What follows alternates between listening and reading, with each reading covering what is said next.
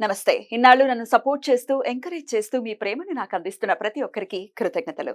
అలాగే ఈ వీడియో కూడా ఖచ్చితంగా మీకు ఉపయోగపడుతుంది. లైక్, షేర్ అండ్ సబ్స్క్రైబ్ చేసి మీ సపోర్ట్‌ని నాకు అందించండి. అలాగే ఈ వీడియో పట్ల మీకున్న అభిప్రాయాన్ని కామెంట్ సెక్షన్‌లో కామెంట్ చేసి తెలియజేయండి.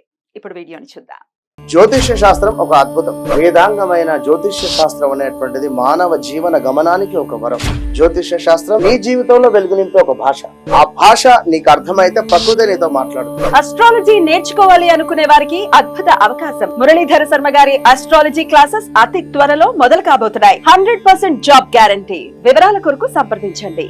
నమస్తే, వెల్కమ్ టు అవర్ ఛానల్. నేను పద్మిని. ప్రస్తుతంతో పాటు ప్రముఖ ఆధ్యాత్మికవేత్త, ఆస్ట్రోన్యూమరాలజిస్ట్, ఎనర్జీ వాస్తు స్పెషలిస్ట్, శ్రీ విద్య ఉపాసకులు శ్రీమతి జయప్రద గారు మనతో పాటు ఉన్నారు. మాట్లాడదాం. నమస్కారం అండి. నమస్తే అమ్మ. శ్రీమాత్రే నమః. ఏ రాశి వాళ్ళకి ఏ గ్రహం శుభులవుతారు, ఏ గ్రహం అశుభులవుతారు, అంటే ఏ గ్రహం మంచి చేస్తుంది, ఏ గ్రహం చెడు చేస్తుంది అనేది చాలా వివరంగా తెలియజేస్తున్నారు. అయితే మాకు జ్యోతిషం తెలియదు, అంటే మాకు లగ్నం తెలియదు, మాకు రాశి తెలియదు, ఏమీ తెలియదు. అంటే రాశి తెలుస్తుంది, అట్లీస్ట్ నామ నక్షత్రాలతో ద్వారా అయినా రాశి తెలుస్తుంది. వాళ్ళకి డెఫినెట్ గా అది ఉపయోగపడుతుంది. ఏం చేసుకోవచ్చు, ఏ గ్రహం మనకి మంచి చేస్తుంది అనేది ఒక అవగాహన ఉంటే డెఫినెట్ గా మనకు ఒక, అంటే మంచి చేయని గ్రహానికి సంబంధించిన అధిదేవతకి ప్రార్థిస్తే ఖచ్చితంగా మన సమస్యలు సాల్వ్ అవుతాయి. చాలా అద్భుతంగా వివరిస్తున్నారు. మేష రాశి, మేష లగ్నం గురించి ఆల్రెడీ మాట్లాడుకున్నాం. వృషభ రాశి లేదా వృషభ లగ్నం వాళ్ళకి, వీళ్ళకి ఏ రాశి, ఏ గ్రహం శుభులు, ఏ గ్రహం అశుభులు ఒకసారి తప్పకుండా. సో వృషభ రాశి వాళ్ళకి వీళ్ళు ఏవైతే మనం గీసాం ప్లానెట్స్, ఈ ప్రకారమే వీళ్ళకి శుభులు. సో లగ్నాధిపతులు అంటే వృషభ లగ్నం వాళ్ళకి, వాళ్ళ లగ్నంలో వాళ్ళు ఎక్కడెక్కడ ఉన్నారు, వీళ్ళు ఏ నెంబర్స్ లో కాంబినేషన్ లో ఉన్నారు, ఈ నెంబర్ కాంబినేషన్స్ లో ఉంటే చూసుకోవచ్చు వాళ్ళు ఈజీగా. సో ఎందుకంటే ఇవాళ రోజున జ్యోతిష్యం అనేది అందరికీ తెలిసిపోతుంది, నేర్చుకుంటున్నారు, యాప్స్ ఉన్నాయి, కొన్ని క్లారిఫికేషన్స్ ఉన్నాయి. కానీ ఏంటంటే చాలా మంది ఏంటంటే హాఫ్ నాలెడ్జ్ అయిపోతుంది, ఫుల్ నాలెడ్జ్ ఉండట్లేదు. కొన్ని మన గ్రంథాలు, పుస్తకాలు, పురాణాలు పెట్టి చదవాలి, ఇవి విన్నా తెలుసుకున్నా. కానీ శని భగవాన్ ఎక్కడెక్కడ శుద్ధి చెందుతారు, ఏ నక్షత్రం మీద ఉన్నాడు, ఏ లగ్నం మీద ఉన్నారు, ఇవి కూడా ఇంపార్టెంట్.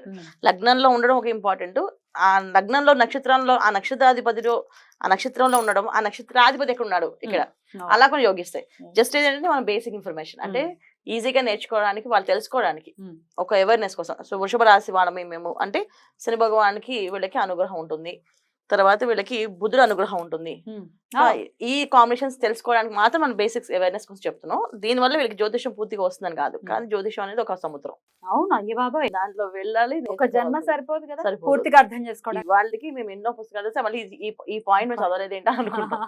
అలాంటి కాంబినేషన్స్ కూడా ఇప్పటికీ అనిపిస్తాయి. అండ్ కాలమాన పరిస్థితికి అనుగుణంగా కూడా మార్పులు తీసుకోవాలి. ఖచ్చితంగా అప్పుడు రాసేసిందే ఇప్పుడు అప్లై చేస్తామంటే కుదరదు. కాదు, ప్రాక్టికల్ గా కొంత అనాలిసిస్ చేయాలి ప్రతిదీ.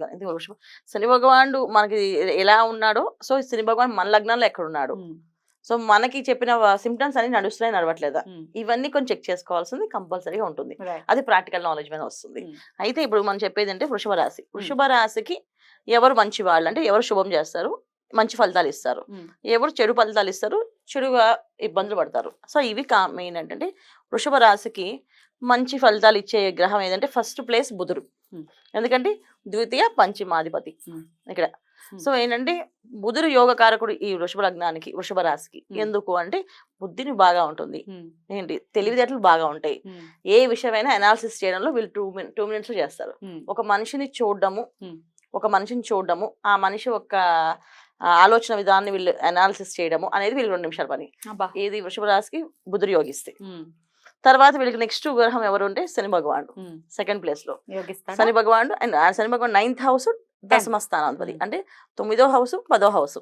ఈ 2 హౌస్ లో ఉండడం వల్ల ఏంటంటే తల్లిదండ్రులు ఒక నిజాయితీ, ధర్మం అని తెలుసుకొని, మా తల్లిదండ్రులు ఇలా ఉండేవాళ్ళు కానీ మేము కూడా అలా బతకాలి అనే ఆలోచనలతో ఉండడము.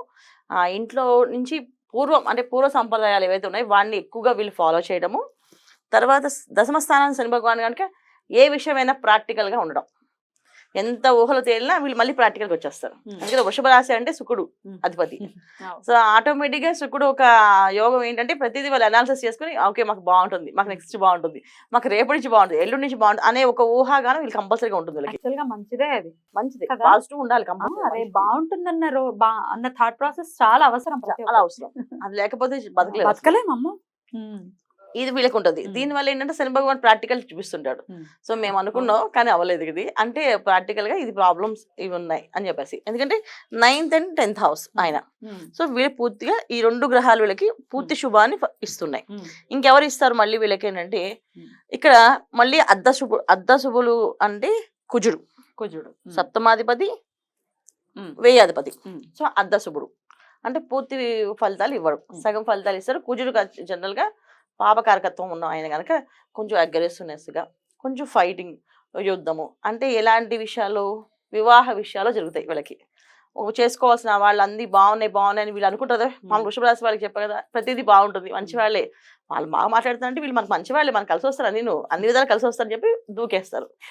ఆ తర్వాత వచ్చే ఇబ్బందులు ఏంటంటే వాళ్ళు ఇంత మోసం చేస్తారు, ఇంత మోసపడగా అని చెప్పి బయటికి రారు, అందులోనే ఉంటారు. ఇంకా వాళ్ళు ఏం చేస్తారు, ఆ మోసాన్ని భరిస్తూ ఉంటారు.